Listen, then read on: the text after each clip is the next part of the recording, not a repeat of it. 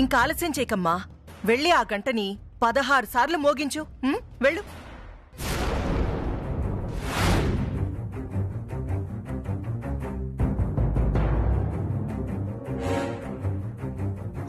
కాంతమ్మ గారు, నేను జమీందారు వారసురాల్ని కాదు కదండి. ఆ విషయం నాకు తెలీదా? నేను చెయ్యాల్సిన ఏర్పాట్లు చేశాను. నువ్వు వెళ్ళి కొట్టురా పో. అలాగేనండి. ఒక్క నిమిషం.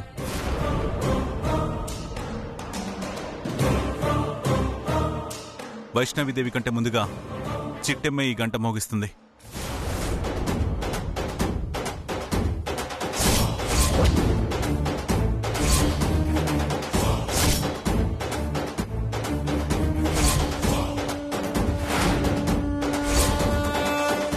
నేనేంటమేంటి బాబాయ్, ముందు తన్నే కొట్టివ్వండి. లేదమ్మా,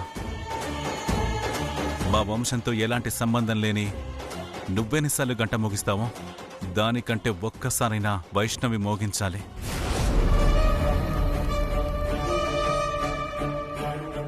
అప్పుడే తను మా వంశస్థురాలని నమ్మకం కలుగుతుంది. బాబాయ్, నన్నే అనుమానిస్తున్నావా బాబాయ్? ప్లీజ్ అమ్మా, తప్పుగా అనుకోకు. ఇప్పటికే ఊర్లో జనాలందరికీ నీ మీద అనుమానం వచ్చింది. వాళ్ళందరి అనుమానం పోగొట్టాలని ఇలా అందరి సమక్షంలో ఈ పరీక్ష ఏర్పాటు చేశాను. ఇప్పుడు నువ్వు వెళ్ళి నువ్వే మా వారసురాలివని నిరూపించుకోవాల్సిన అవసరం ఉంది.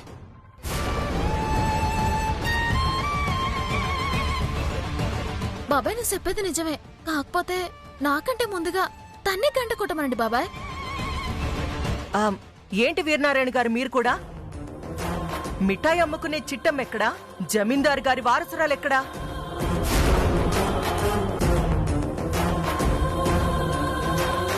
ఆ మిఠాయి అమ్ముకునే అమ్మాయితో మీ వారసురాలికి పోలిక?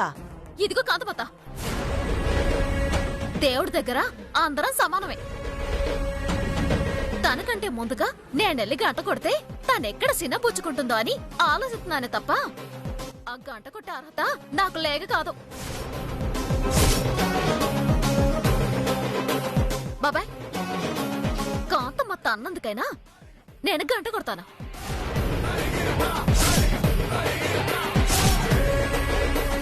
శభాష్, ఇంకెవరి మాట వినక్కర్లేదమ్మా.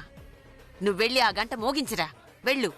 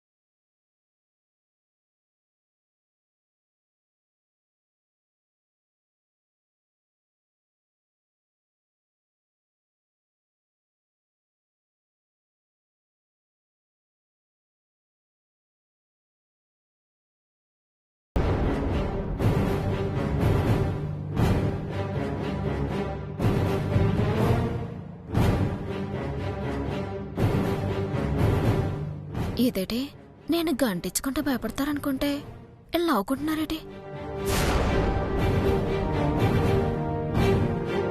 చిట్టమ్మా, ఇంకే మాత్రం ఆలస్యం చేయకు. ఆ దేవుడిని ఒకసారి స్మరించుకుని పని పూర్తి చేసిరా.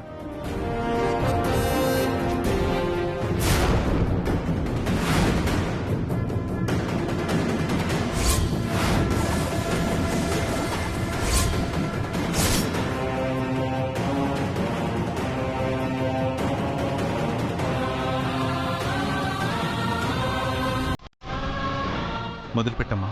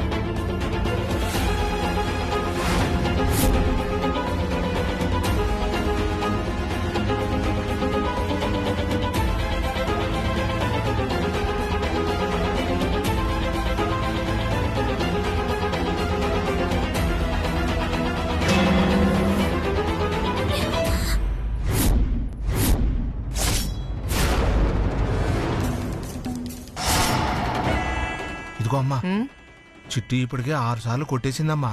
ఇంకో 10 సార్లు కొట్టిందనుకో, ఆ తర్వాత ఈ మళ్ళీ సచ్చినా కొట్టలేదు.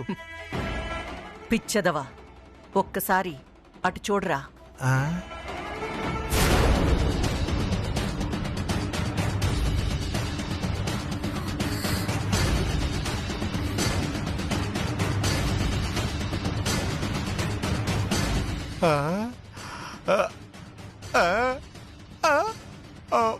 చిటి ఏటైందే? ఏట్లేదురా.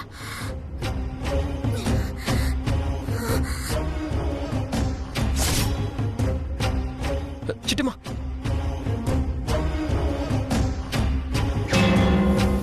ఏడు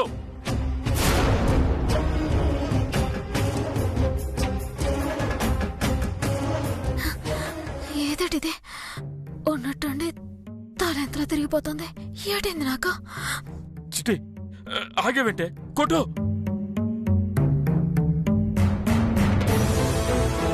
అమ్మా చిట్టమ్మా, ఆగేవేంటమ్మా? కాంతమ్మ గారు ఏ మంత్రం వేశారమ్మా? ఆ చిట్టమ్మ అలా అయిపోతుంది.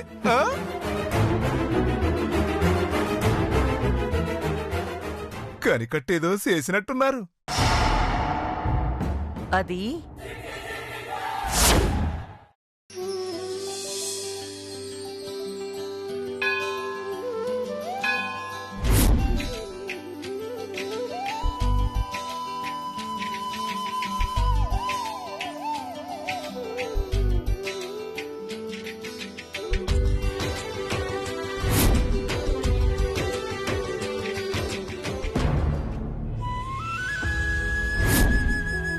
స్వామి, మా నాన్నకి తొందరగా ఆపరేషన్ జరగాలి.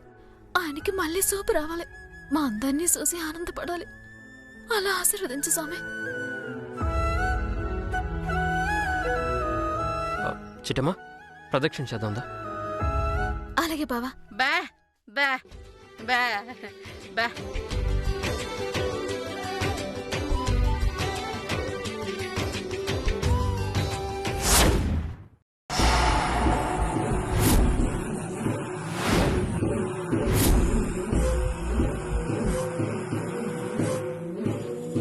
నీలు, ఒకసారి అటు చూడు.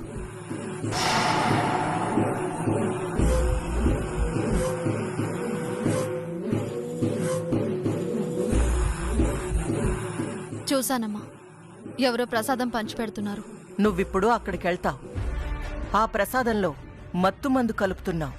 అర్థమైందమ్మా. ఆ మత్తు మందు కలిపిన ప్రసాదాన్ని చిట్టమ్మకి తినిపిస్తున్నారు, అంతేగా? Very good.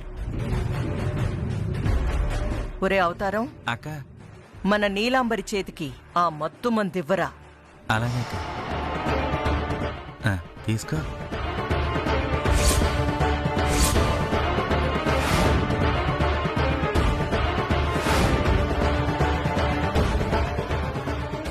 ఆ చిట్టెమ్మ వీరముదురు. నువ్వు గనక దానికి మత్తుమందు తినిపించావని దానికి తెలిసిందంటే గంటని వాయించడం కాదు, ఆ గంటని వాయించినట్టు నిన్ను వాయించేస్తుంది. జాగ్రత్త.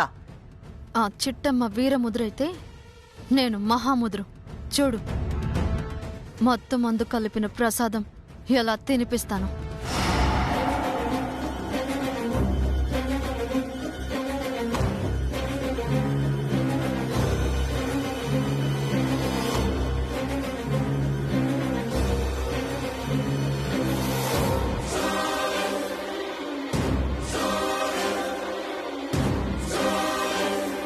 ఆమె కూడా అలాగే, నాకు కూడా కొంచెం ఇవ్వండి. తీసుకోమ్మా. తీసుకో.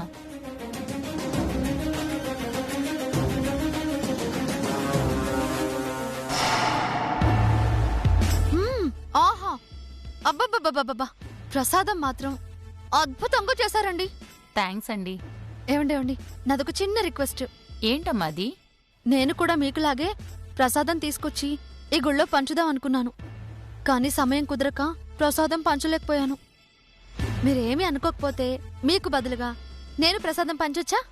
అదేం భాగ్యమమ్మా, వచ్చి పంచు. అలాగే అండి.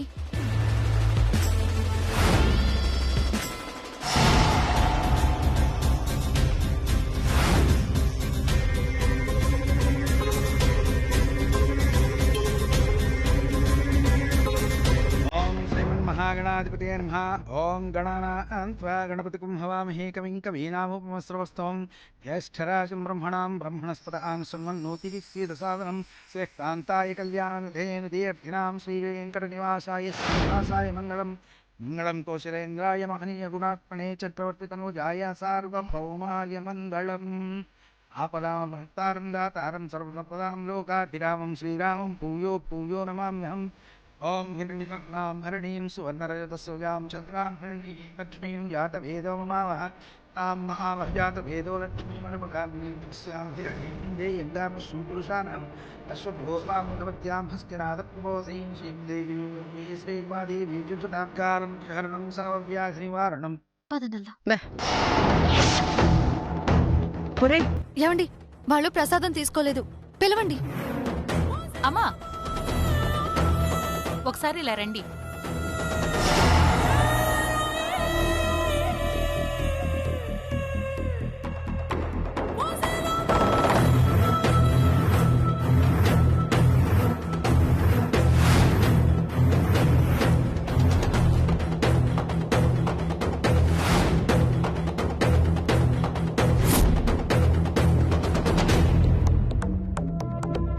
ప్రసాదం తీసుకెళ్తారని పిలిచాను. అలాగా. వదినా, నువ్వు ప్రసాదం పంచుతున్నావేటి?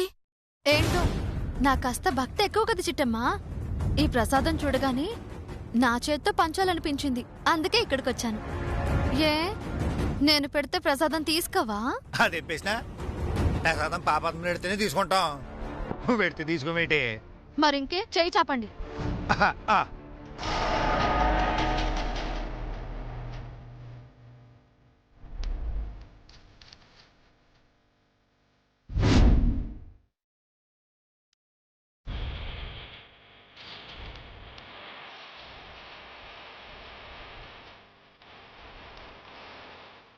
చిట్టమ్మా, ప్రసాదం తినే ముందు ఒకసారి దేవుణ్ణి తలుచుకొని తింటే మంచిదంట. తలుచుకొని తినే. అలాగే.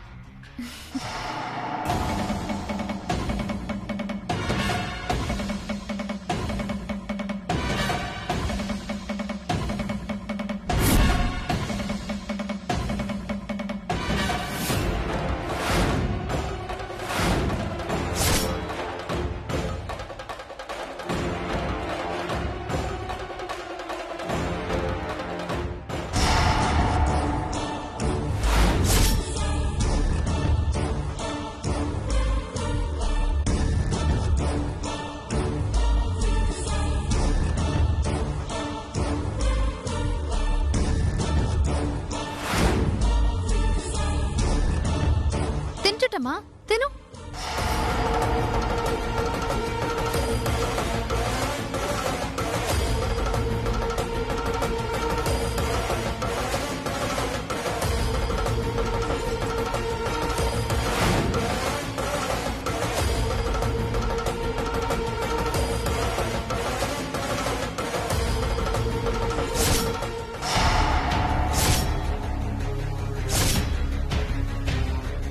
ఒరే తమ్ముడు, అక్క, మన పని పూర్తయిందిరా.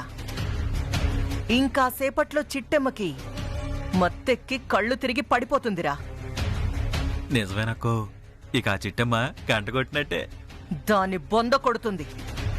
4 సార్లు కొట్టగానే కళ్ళు తిరిగి పడిపోతుంది. ఆ తర్వాత వీరనారాయణకి దిమ్మ తిరిగి బొమ్మ కనపడుతుంది. అది జరిగింది. అయ్య బాబోయ్, అదే ఆ చిట్టెమ్మ కళ్ళు తిరగడానికి కారణం మీరు పెట్టిన ప్రసాదం అన్నమాట. మరి ఈ కాంతమ్మ మజాక చూడు. మనం మత్తు పెట్టిన ప్రసాదం తిని చిట్టెమ్మ ఎలా గింగిరాలు తిరుగుతుందో.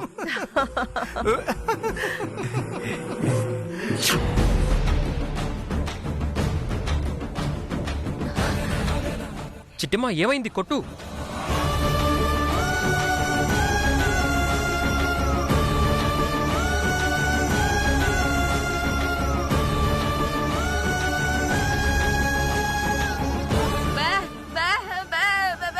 అదేనా నాకు అర్థం కావట్లేదు.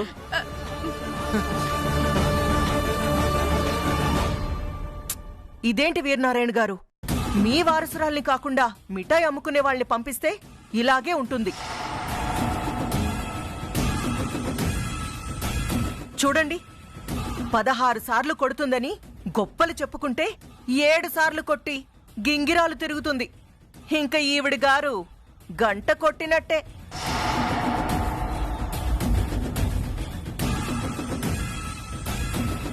అవును కాంతమ్మ గారు, నాకంటే ముందుగా ఈ చిట్టమ్మని పంపించి నన్ను అవమానించారు.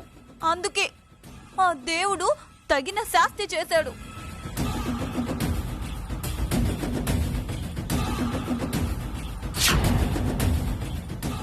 ఒరే వీరనారాయణ, చిట్టెంట్రా అలా అయిపోతుంది?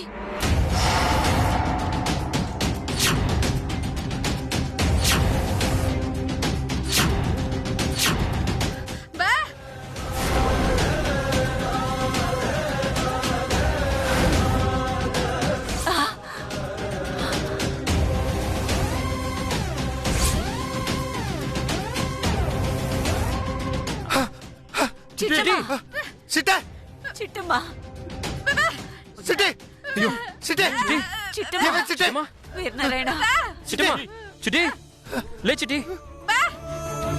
చిటి చిట్టి చిటి ఏమైంది చిటి?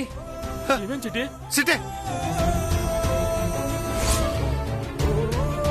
నాన్న రవిచంద్ర, పాపం నీ భార్యకి కళ్ళు తిరిగినట్టున్నాయిరా, అందుకే ఇలా కుప్పకూలిపోయింది.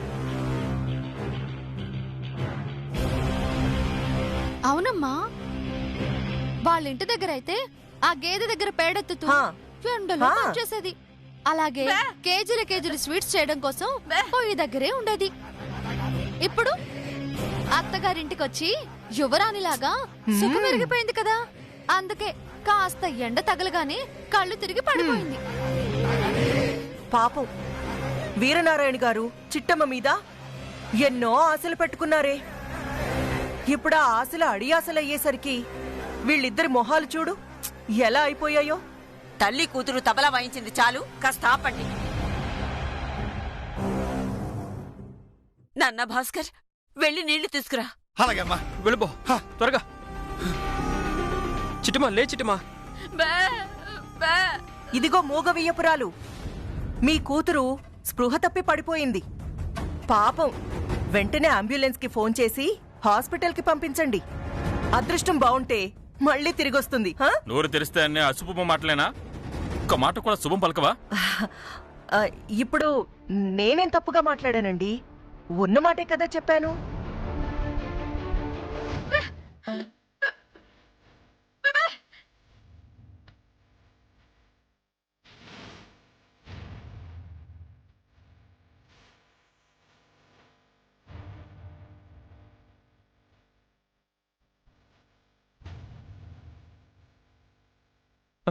లే చిట్టి, నీకేం కాలేదు. లే చిట్టి. ఏమైంది? నాకేమైంది? చిట్టమా నీకేం కాలేదు చిట్టమా. ఏం లేదమ్మా, ఎండకి కళ్ళు తిరిగినట్టున్నాయి అంతే. లేదు బాబాయ్, ఎర్రటి ఎండలో కాయ కట్టేసేసిందని ఏమాత్రం ఎండకి నా కాళ్ళు తిరుగుతాయా? మరట్టయితే ఇది పడిపోయా.